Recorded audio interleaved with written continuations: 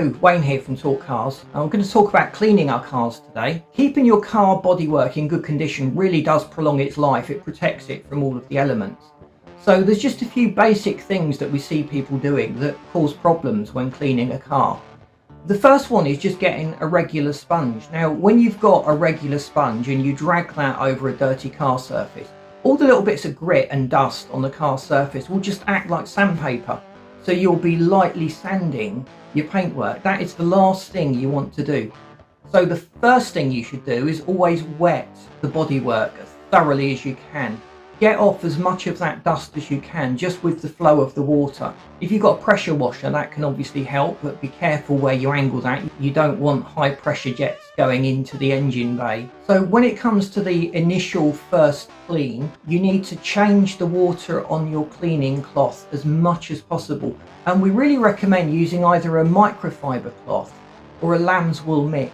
That will effectively drag those scratchy particles away from the paint surface and embed it within the cloths so you don't do damage to your paintwork as you clean it. Always aim to clean the car in a set of phases. Your first phase is getting off the worst of the dirt, and you will change the water that you use if you've used a bucket. And as you go to each phase, it gets progressively cleaner, the water, and you're doing a much finer job on the cleaning effect. So you can spend a little bit more time rubbing. But initially, big, broad strokes, get the dirt and dust and grit off, and then go in and do the finer detail and give it a good rub. Look for any imperfections, bird strikes, that sort of thing. They can really eat into the paint. You may even need to use a little bit of correcting polish to just go in there and tidy those areas up. So once the car is completely washed, it is time to dry it. We've seen people using blades to scrape off the water. A lot of people swear by chamois leathers, and microfiber cloths are also quite popular. But the idea is to dry the car, because as the water you've used from your tap dries, it will leave a residue on the car, and that'll look awful. So by drying the car, you eliminate the effect of that residue that's being left behind, and you're left with a really nice, clean, tidy paintwork. Now it's time to protect that paintwork. So you'll want to use a good quality wax. Now, most people put too much wax on, and they end up having a devil of a job rubbing all of the wax off and getting a nice shine. You should literally just be buffing a haze into the paintwork.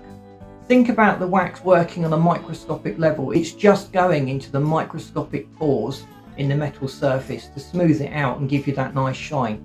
You don't gain anything by building up a coating, because to get the car clean and shiny, you rub off most of that. So you're wasting wax.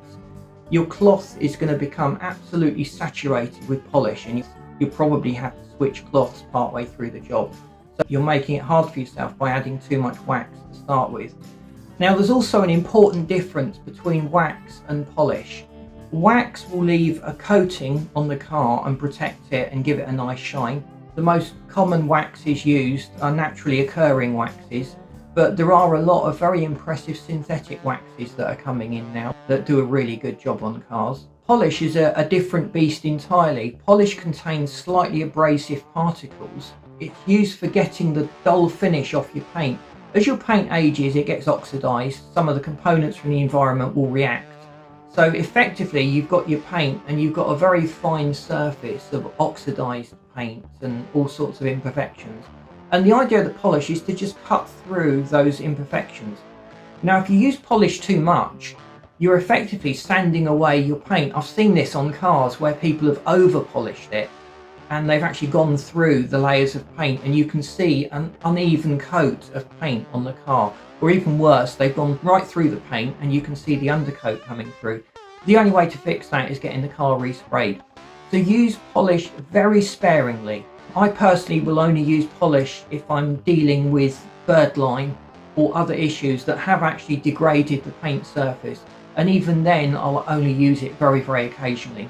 I'll try and do what I can with elbow grease and then use a good quality wax coat to just protect the car at the end. So we've got some more in-depth car valeting advice coming up. We're going to be talking to some valeters as well and getting their insights into the products they use. We've just scratched the surface in this video, so subscribe to the channel to avoid missing out on any further information. It's been great to have you along. See you in the next video.